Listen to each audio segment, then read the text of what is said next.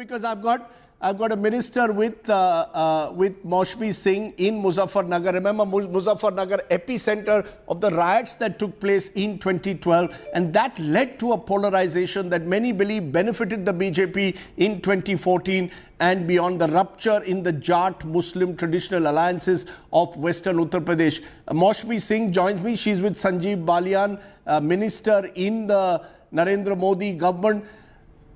It's a very different 2022 compared to 2012 in the run-up to the 2014 election. Maushami, give us a sense of how things have changed in Muzaffarnagar on the ground.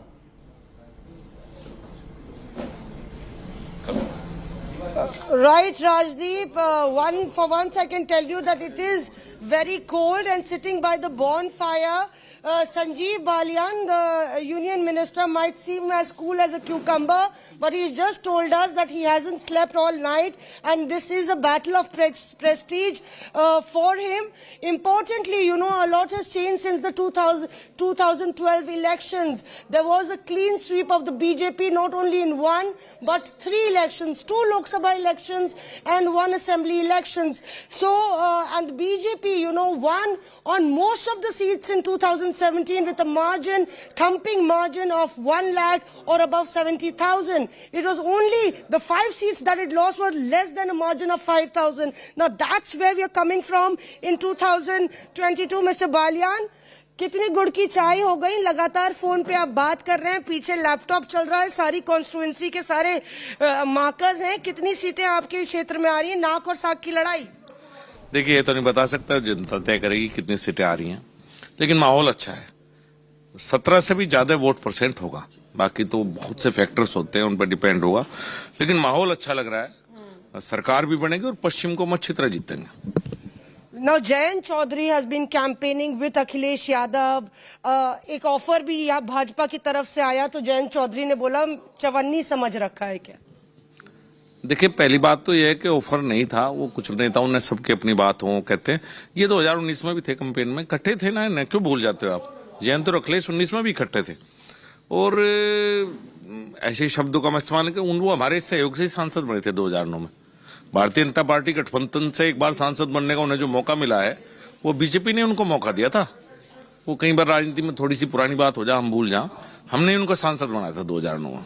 Jayant का ये भी बयान आया है कि वो vote नहीं डालेंगे, प्रचार करने जा रहे हैं। अभी सुबह उन्होंने बोला, आप वोट करने जा रहे हैं? मेरा गांव कुटुबा कुटुब में मेरी वोट है, शायद जैन जी की वोट उत्तर प्रदेश में नहीं है। थोड़ा पता कर लेना, हो सकता है ना हो, मैं कंफर्म नहीं हूं, तो इसलिए वोट कहां डालेंगे जब वोट ही नहीं होगी। तो आप क्या कह रहे हैं, वो बाहरी हैं और आप जमीनी नेता हैं? भाई, किसने कह दिया नेता वो हैं? मैं तो कार्यकर्ता हूँ। आप सॉफ्ट हैं, आप सॉफ्ट रहते हैं जैन जी के मामले में, कहीं ना कहीं सॉफ्ट रहते हैं। अब अभी भी आपको लगता है कि अगर सीधे कहीं ना कहीं आपको लगता है कि अजीत सिंह के निधन से और जिस तरह से लगातार सहानुभूति लगातार बटोरने की कोशिश हुई है और एक वेव है, सिंपैथी वेव, उनके पास जाएगी? उसके अलावा उनके पास है क्या कहने के लिए? केंद्र सरकार में वो 2014 तक गठबंधन के हिस्सेदार थे, और आज जिस सरकार जिसके साथ ये जिसको मुख्यमंत्री बनाना चाहते हैं, वो 12 से 17 ही था। पश्चिम उत्तर प्रदेश के क्या हालात अखिलेश के शासन में हुए सबको पता है। तो सिंपैथी बटोरने के अलावा काम के नाम पर तो मेरे विचार से उनके पास कुछ कहने के लिए है नहीं। पर कहीं ना कहीं लड़ाई जो है जाटों पर आके रुक गई है, क्योंकि जिस तरह से बम्पर वोटिंग भाजपा के लिए की, अब इस बारी ये लगातार कयासबाजी जोरों पर है, और गठबंधन भी उम्मीद लगाए बैठा है कि जो आप का समुदाय है और जहां पे आपकी प्रेस्टीज दाव पे है, वो जाट जाएगा अब गठबंधन की ओर। और क्योंकि मुजफ्फरनगर लैबोरेटरी रही है, देखिए, मुजफ्फरनगर एग्रेसिव रहा, इसमें कोई शक नहीं, और मुझे अपने लोगों पे पूरा भरोसा है। मैं उनके सुख में, दुख में, हर में साथ रहता हूं, और पिछले लगातार कई चुनाव से उनका आशीर्वाद हमें मिला है। इस बार भी आप देखना, जब चुनाव में वोटिंग के लिए जाएंगे, वो हमें ही आशीर्वाद देंगे और मैं ही पुकारेंगे। पर कहीं ना कहीं विधायकों के खिलाफ भी एंटी इनकम्बेंसी, कई जगह नो एंट्री का बोर्ड लगा, विधायकों को भी लगातार विरोध का सामना करना पड़ा। और राकेश टिकैत का गांव यहीं पे है, लगातार जो किसानों का आंदोलन है उसका भी गढ़ रहा, वो इम्पैक्ट पड़ेगा बीजेपी के की नहीं? पहली बात तो हमारे खिलाफ थे पहले भी लोग, 6.5 लाख वोट चौधरी अजीत सिंह को मेरे खिलाफ मिले, तो वो बाहर ही होंगे। अब वही लोग अगर हर गांव में खड़े हो जाएं और आप उसे विरोध बताओ, भाई अब वे हमारा समर्थन करते तो चुनाव क्यों करवा रहे हो? फिर तो हम निर्विरोध ना हो जाते, क्या जरूरत थी?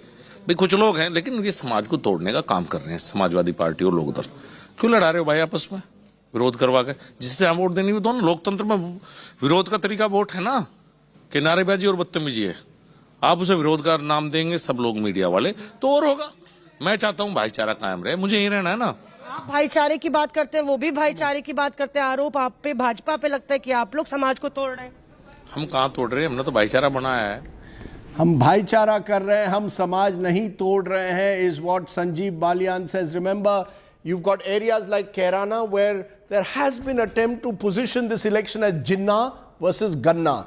And that has led to the belief that the BJP in some parts of Uttar Pradesh still banks on communal polarization. Delayed payments in sugarcane, could that be an issue? What about law and order, which Yogi Adityanath claims is his big achievement in places of Western UP in particular, where crime rates were high? Just some of the issues that are blowing in the wind at the moment.